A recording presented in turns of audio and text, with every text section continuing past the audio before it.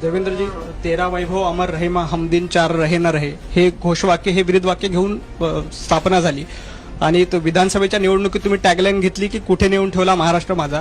तर पंडित दीनदयाल उपाध्याय किंवा जे संस्थापक अध्यक्ष होते भाजपचे, त्यांना कुठेतरी हा प्रश्न वाटत नाही का की कुठे नेऊन ठेवला भाजप माझा? कारण ज्या पद्धतीनं भाजपचा मागच्या काही वर्षातला प्रवास सुरू आहे, अगदी गुंडांपासून ते भ्रष्टाचारापर्यंतचे मोठे मोठे आरोप, कलानीच्या पुत्राबरोबर सुद्धा मांडीला मांडी लावून बसायला तुम्ही कमी केलं नाही. हे कुठून आलं भाजपमध्ये? हे कधी नव्हतं पूर्वी.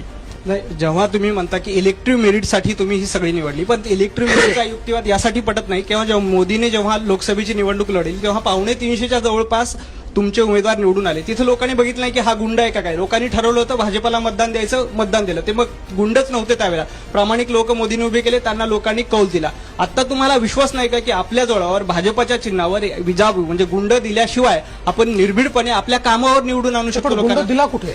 नाशिकमध्ये दिलेले आहेत, पुण्यामध्ये दिलेले आहेत. तेच तुम्हाला सांगतो, माझे गुंड त्याला तुम्ही ठेवून वापरता. भारतीय जनता पक्षामध्ये प्रवेश केल्याबद्दल नवनाथ बने यांचं मी मनपूर्वक अभिनंदनही करतो आणि स्वागतही करतो.